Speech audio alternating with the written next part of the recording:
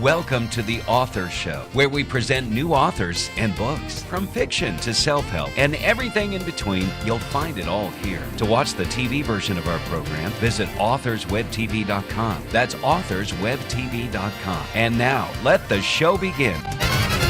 Hi, this is Linda Thompson, your host for The Author Show. When we think of a successful attorney, we seldom think of a comedian in the same breath. In his new book, Stories I Tell, a comic's random attempts to make some sense out of nonsense, guest author Paul Murphy, a.k.a. Paul D'Angelo, tells of his life from the courtroom to the showrooms of Vegas and beyond. Talk about a dual life, and I'm eager to hear more. Paul, welcome to The Author Show. Well, thanks for having me on, Linda. I appreciate it. Please share with our listeners how you went from attorney to a comedian. Well, in a nutshell, I was working as a prosecuting attorney around the Boston area and had no intention of doing comedy or anything, but I used to be a big fan of comedy. And just one day, I did my friend a roast at my friend's bachelor party, and I was approached by so many people afterwards to perform at their functions that, of course, I said no, I had no intention of doing so. But when I went back to look at comedy, live comedy, I looked at it analytically. In other words, as a critic, I said, geez, I wonder if I could do this. And I actually wrote for a year or so before I went up on stage for the first time, because I had already done maybe 100 jury trials and bench trials, so I wasn't worried about my presentation so much. And went up and did an open mic night, and 12 shows later, I was a headliner working 3, 4, sometimes 6, 7 nights a week while I was prosecuting and supervising one of the busiest DA's offices in Massachusetts. That's quite a story in itself.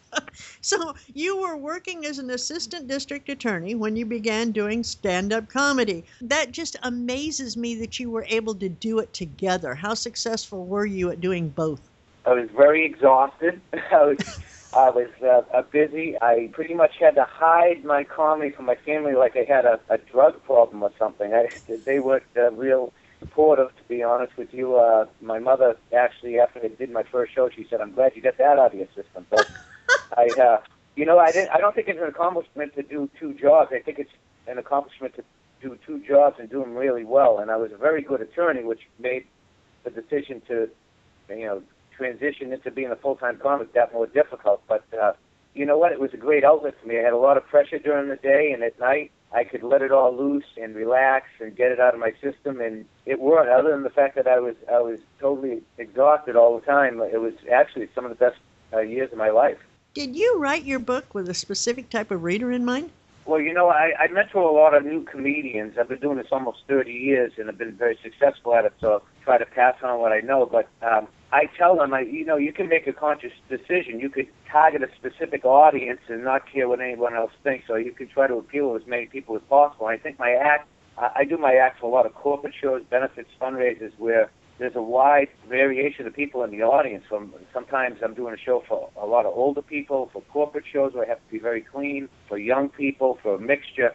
And so I write my act to appeal to a lot of people, to not go over the line, but to walk the line, to be a little edgy. And I wrote my book the same way, because my book is written in the same style as my comedy show. I've had people tell me that their teenage kids are reading the book and they can't get it back because they're passing it on to their friends. And I've had other people tell me that they hear laughter in the other room and their 80-year-old parents are laughing over the book. So women, men, everybody's really liking the book. So that's actually what I tried to target, was try to make it something fun for everyone. I've just got to ask, Paul, was humor a part of your courtroom persona? Yeah, well, I was very close with a lot of the police officers when I was a prosecutor, and I would always be making it very interesting. I still get approached by police officers saying, "We've never had a better prosecutor or more fun with a prosecutor than we did with you. We miss you." But the judges didn't always appreciate it, or sometimes they couldn't resist, and I'd get the gavel banging and them saying, "You're not in a comedy club now, you're in a courtroom." And I used to think that sometimes there wasn't a lot of difference between the two, but yeah, there were times I couldn't resist. In your book, do you share as many stories about your life in the courtroom as you do about the showroom? You know what? This book is what it is. It's a collection. I'm always changing my material. I have 3 CDs, audio CDs, that are totally different. Each one's about almost an hour long that are played on national radio, and 2 DVDs.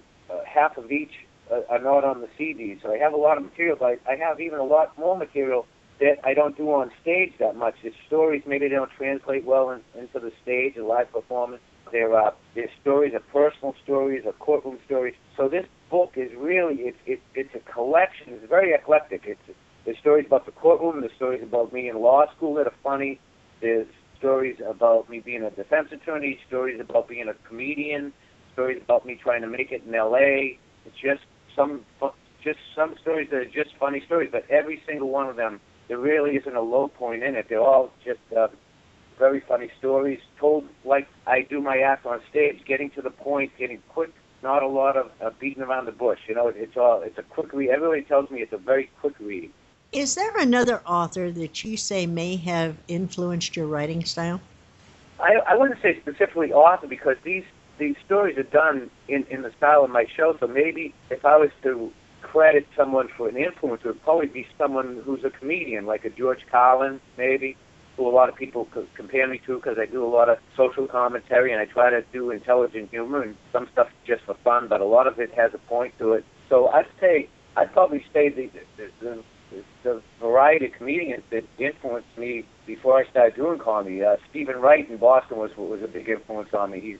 He's kind of out there, but he's very intelligent and everything. I always thought when I started doing comedy I'd be like him, but of course I'm totally different than he is. But I think that their writing styles influenced my writing of this book. You've opened for a lot of very top-dollar entertainers. Who would you say are your top 2 favorites?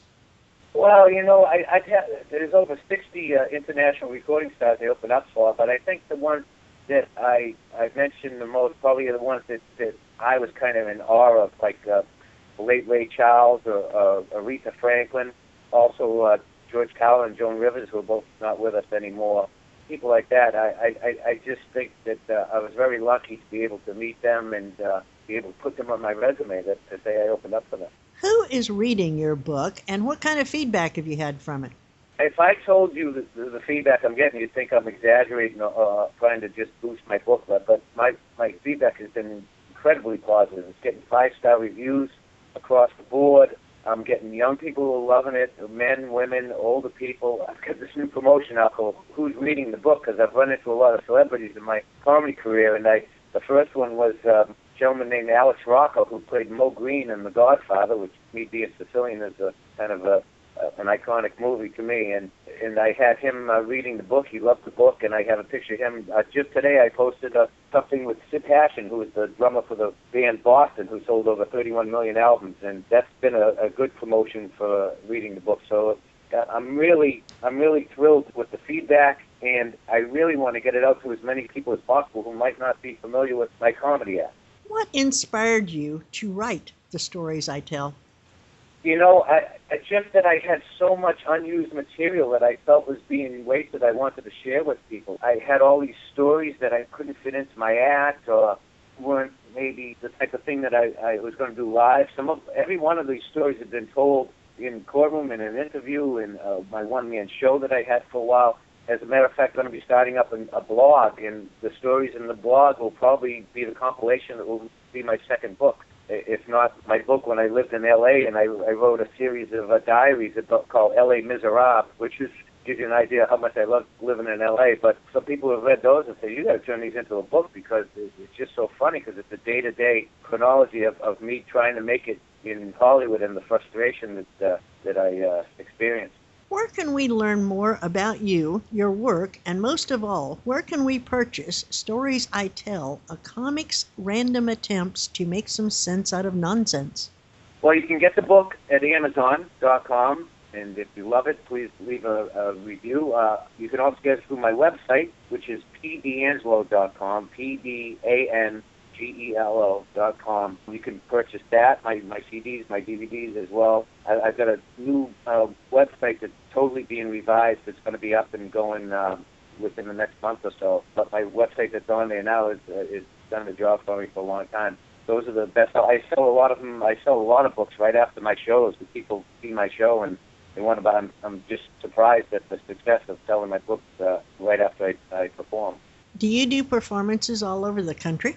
Yes, I do. I'm not traveling quite as much now. I do corporate shows now. I'll fly out. I just booked something in Orlando. I have something else in down in Carolina and San Diego, Las Vegas. I do a lot of corporate shows. It's not as much a club business as it used to be. Clubs that used to be filled 7 days a week are now weekend clubs and everything. So I'm not doing the club circuit as much anymore.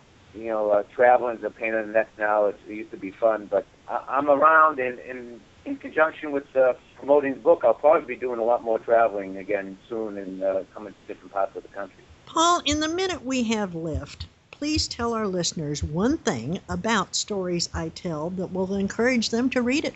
Well, I think that they'd like the book because it's just, if you need a laugh, I tell people they pick up being facetious, but bring it in the bathroom, leave it in the bathroom, and read a story at a time, 2 stories. If you had a burrito, read 5 stories. I don't know, but you know what? Everybody's loving it, and I think, with all the pressure in the world and things going on, it's good to have a laugh, and I guarantee that people will laugh at this book.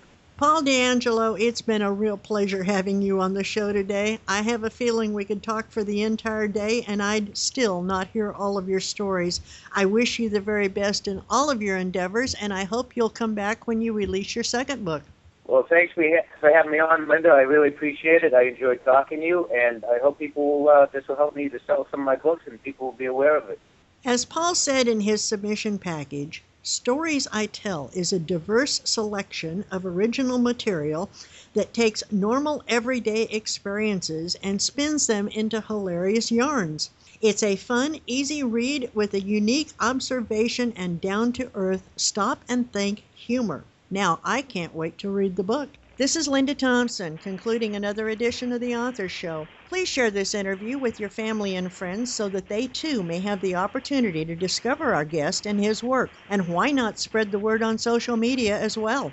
Please join us next time for another exciting author and another great book on The Author Show. Thanks for listening to The Author Show. To contact us, call toll-free 1-877-955-8800. That's 877-955-8800. Or visit theauthorshow.com. That's theauthorshow.com. Tune in next time to another great author on The Author Show.